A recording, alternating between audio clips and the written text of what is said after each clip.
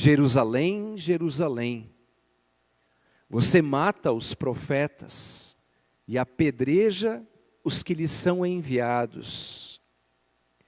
Quantas vezes eu quis reunir os seus filhos como a galinha ajunta os do seu próprio ninho, debaixo das asas, mas vocês não quiseram.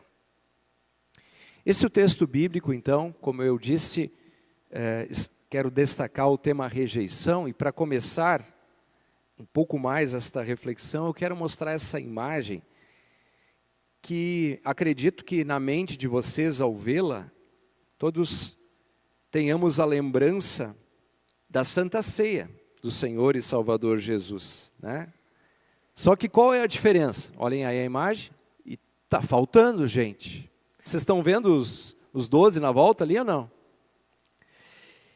Essa imagem, ela está projetada assim para pensar, e alguém escreveu um textinho, dizendo, imaginem se os convidados todos tiverem se rejeitado.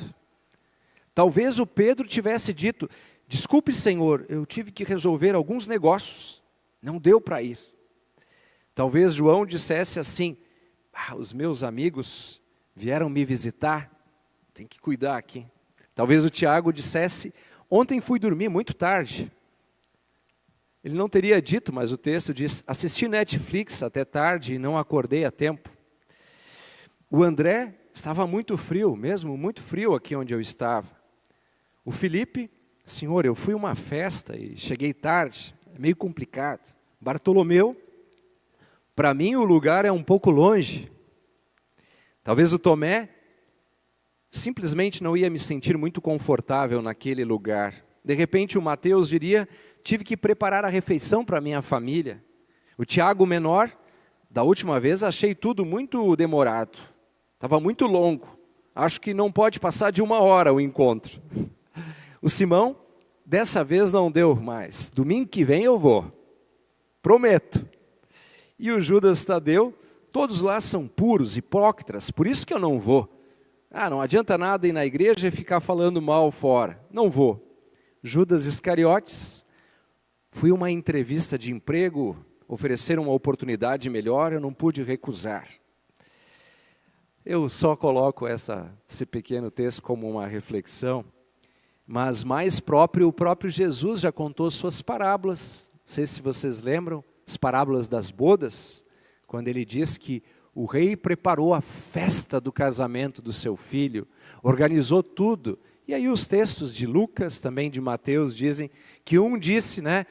Pois é, eu tenho que cuidar da minha junta de bois. O outro disse, eu tenho que fazer isso. E aí mostra a dor da rejeição. A dor da rejeição.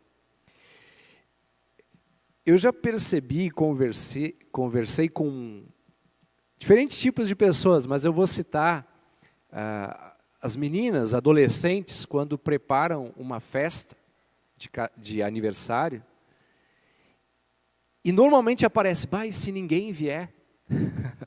Tipo, se eu preparei e ninguém puder vir. É uma angústia quando o convite não é aceito.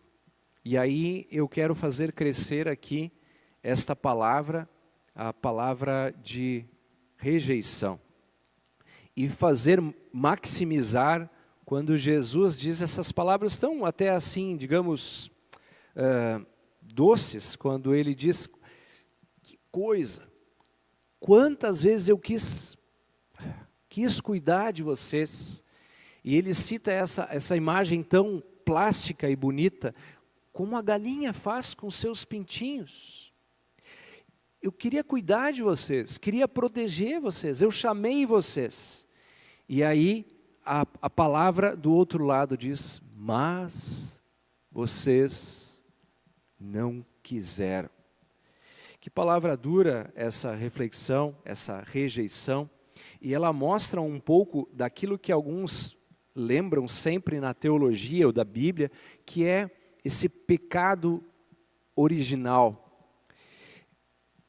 Na Bíblia tem uma frase lá em Romanos que fala que o pendor da carne é para longe de Deus. Pendor, sabe, essa palavra a gente não usa muito, mas é quando pende, vai para um lado. A nossa tendência é para uma inclinação errada. A gente se conduz para um lado errado. E essa é a rejeição natural do ser humano, diante daquilo que ele coloca com nós. E por causa de tudo isso, dessa rejeição tão clara que o ser humano sempre de novo se coloca diante de Deus, que nós fazemos, nós precisamos saber que nós merecíamos, por isso, ser rejeitados por Deus o Pai. E esse é o ponto que Jesus aponta para a condenação. Todo aquele que nele crê será salvo. Quem, porém, não crer, será condenado. A rejeição que nós mostramos, de maneira tão evidente, a consequência disso é que Deus Pai também nos rejeite. Nas parábolas, diz que o rei que preparou a festa de casamento convidou aqueles e disse: certamente não entrarão mais aqui. Convidem outros. Esses agora são bem-vindos. Essa é uma palavra de lei. Essa é uma palavra de condenação. Essa é uma palavra de Deus Pai rejeitando os filhos. Mas, vamos fazer uma volta aqui no pensamento. E para fazer essa volta, eu quero mencionar uma palavra de Jesus na cruz, que acho que muitos de vocês já se perguntaram, mas o que é isso afinal? Na cruz Jesus disse diferentes coisas. Pai, perdoa-lhes, eles não sabem o que fazem, tenho sede. E uma delas foi: Deus meu, por que me desamparaste? Já leram essa palavra? Aí a gente fica ali, né? Tá, mas parem só um pouquinho. Jesus é Deus. Como assim o Pai abandonou? E aí nós temos as clássicas palavras de Paulo aos Gálatas, que diz assim: quando Cristo foi à cruz, Ele se fez pecado, Ele se fez maldição, Ele colocou sobre si tudo que era nosso e recebeu rejeição.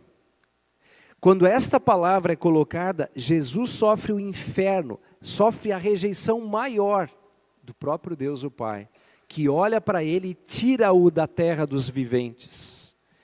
Deus meu, por que me abandonaste? Ele sofre no coração, muito mais do que as dores no corpo, a dor da rejeição de Deus Pai. E isso que é tão triste é uma boa notícia para a gente. Porque aqui está o plano da salvação. Tudo o que me condenava, a minha própria rejeição, é colocada em Cristo. Quando eu me conecto a Ele por meio da fé. A justiça que é dele é transferida para mim. Isso quer dizer justificação por meio da fé. E agora eu já não sou mais rejeitado, eu sou acolhido. E Jesus diz: todo aquele que vir a Deus o Pai, jamais o abandonará, porque eu garanto. Por isso, quando a gente ora, a gente diz: em nome de Jesus, é por causa do que Ele sofreu. Ali já não há mais rejeição. E Ele nos convida então, diante disso, a também acolhermos, perdoarmos e vivermos uns com os outros. E vivermos com a coragem de nos achegarmos em oração, da maneira mais tranquila, dizendo: Pai, porque Ele não nos rejeitará. Esta palavra de hoje, portanto, é uma repreensão para aqueles que continuam rejeitando, causando essa dor. Jerusalém, Jerusalém, quantas vezes eu quis cuidar de ti, mas também para aqueles que buscam o Senhor, é um acolhimento. Não serão rejeitados por causa da obra de Jesus. Que Ele nos habilite a viver alegremente, corajosamente e misericordiosamente também para com os outros, não rejeitando aqueles que buscam a comunhão. Que Deus assim nos abençoe nesta caminhada. Amém.